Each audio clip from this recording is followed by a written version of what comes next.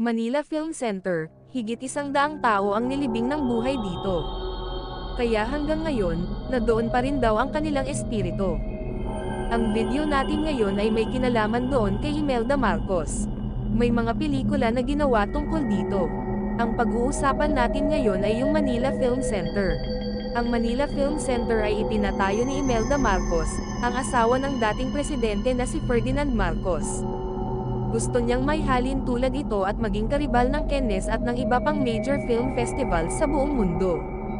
Ito ay may budget na $25 million na masyadong mahal para sa panahon iyon. Walang sinayang na oras sa mga tauhan para maipatayo ang gusali at matapos bago mag-January 1982. Mahigit 4,000 katao ang nagtrabaho buong araw para matapos yung Manila Film Center.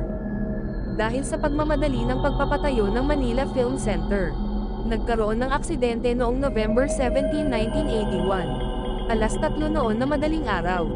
Ayon sa mga report, faulty scaffolding daw ang dahilan kaya maraming tao ang nahulog mula sa itaas. At nagtamo ng matinding pinsala sa katawan at kamatayan. Sinasabing 168 katao ang namatay sa aksidente nito. Ang dami.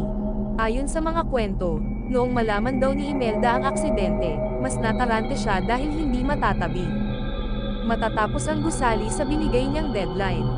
Ang sumunod na ginawa raw ni Imelda ay ang nagpasikat sa kwento ng Manila Film Center. Pinasimanto raw ni Imelda ang mga bangkay ng naaksidente ng tauhan para magpatuloy ang paggawa ng gusel. Diyan na nagkakaroon ng mga kwentong horror. Diyan na nagkakaiba-iba yung mga kwento ng mga tao. Maraming naniniwala na haka-haka lang ang kwentong ito. Pero may mga nagsasabi na ganito ang kwento sa kanila tungkol sa Manila Film Center. Sinasabi na mayroon ngang naganap na aksidente, ngunit ang bilang ng mga naaksidente ay 7 lamang. Ayon sa ibang mga source, at nabigyan naman ng wastong lumi at libing. Ano man ang totoo sa kwento, hindi maalis na ang kwento ng Manila Film Center ay totoong nakakatakot. Ang Manila Film Center ay isa sa mga pinakasikat at pinamumugaran daw ng multo sa Pilipinas. Ang trahedya na nangyayari noong ginagawa ito, ang isa sa mga dahilan kung bakit ito tinatawag na haunted. Ang mga kaluluwa raw ng mga taong namatay sa trahedya. Ang kaluluwa raw nila ay pag-alagalis kasama ng kaluluwa ni Ben Beto Benitez.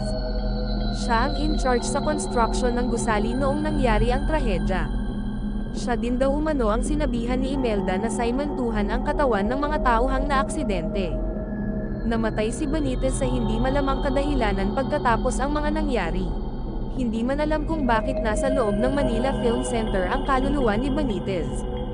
Sinasabi ng mga tao na ito raw ay dahil sa labis na kalungkutan at pagdadalamati sa mga nagawa. Simula noong nangyari ang aksidente, maraming tao raw ang nakakarinig ng mga sigawan sa loob ng gusali. May mga nakakakita rin ng aparisyon dito na sinasabi mukhang mga manggagawa raw at ang ibang mga nakabalik sa semento.